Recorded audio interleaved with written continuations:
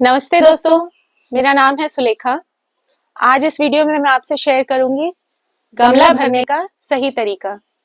हम जब घर में पौधे लगाते हैं तो हमें उन पौधों को एक step by step process follow करके मिट्टी लगा के भरना होता है।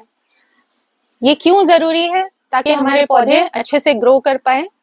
एक एग्जाम्पल मैं आपको दिखाती हूँ। ये एक 6 इंच का गमला है जिसमें ये पौधा बहुत अच्छे से ग्रो हो रहा है और इसकी रूट्स कैसी हैं ये आप चेक कर सकते हैं। मैं ये पौधा आपको निकाल के दिखाऊंगी।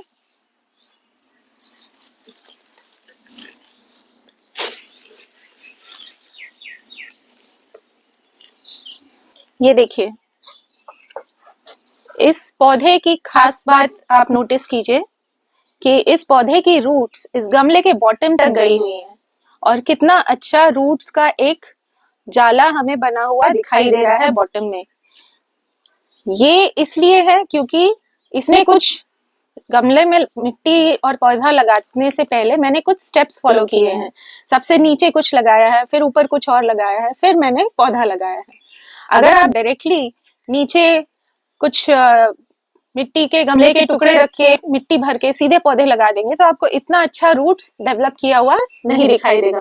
यहाँ पे दिखाइए ये रूट्स थोड़ा पास से।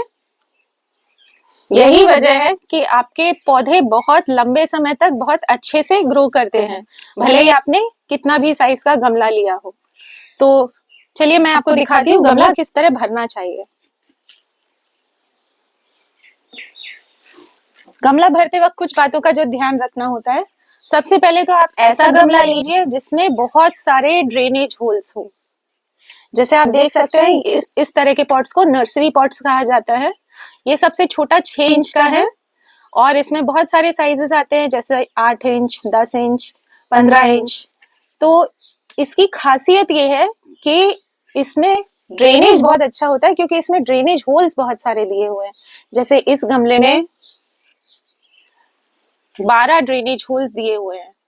तो इस तरह का पॉट चूज कीजिए जिसमें बहुत सारे ड्रेनेज होल्स हो, ना कि ऐसा पॉट जिसमें सिर्फ 1 या 2 ड्रेनेज होल्स हो।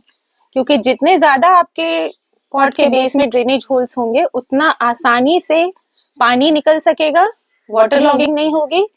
दूसरी बात, उतनी ज्यादा एरिएशन होगी, पौधे की रूट्स को उतनी ज्यादा हवा मिलेगी। तो इस तरह का पॉट आपको सिलेक्ट करना है। अब सबसे पहली चीज इसमें आपको डालनी है जो कि बहुत इंपॉर्टेंट है, जिसकी वजह से हमारी प्लांट की रूट्स नीचे तक जाती हैं। ये है नारियल का छिलका। जो नारियल खरीदते वक्त हमें जो नारियल का छिलका निकलता है ये वही है। इसको आपको अलग अलग कर लेना है। जैसे ये बहुत कॉम्पैक्ट होता है जुड़ा हुआ, तो आपको इसको खोल के इस तरह से अलग अलग कर लेना है ताकि कोई भी एक बहुत बड़ी सी गांठ ना रहे, एकदम लूज हो जाए, ये धागों की तरह फैल जाए। तो ये देखिए यहाँ पे मैंने इसको ऐसे करके रखा हुआ है। इसको आपको बहुत ज्यादा की जरूरत नहीं है। इस तरह से आपको गमले के बेस में फैला के लगा देना है ताकि सारे ड्रेनेज होल्स कवर हो जाए।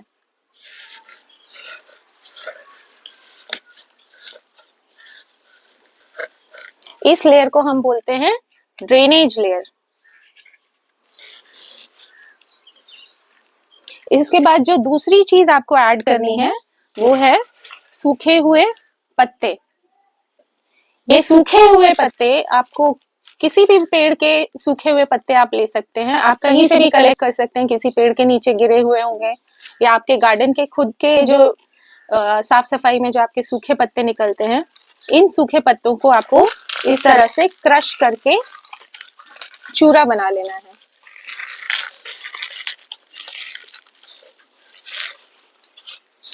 और फिर इन नारियल के छिलकों के ऊपर आपको इस तरह से रख लेना है।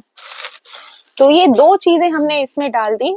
एक है आपका ड्रेनेज लेयर नारियल के छिलकों का, दूसरा है सूखे हुए पत्ते। ये 2 चीजें आप बहुत अच्छे से डालिए। ये उतनी ही मैटर करती है जितनी की आपकी मिट्टी की क्वालिटी मैटर करती है।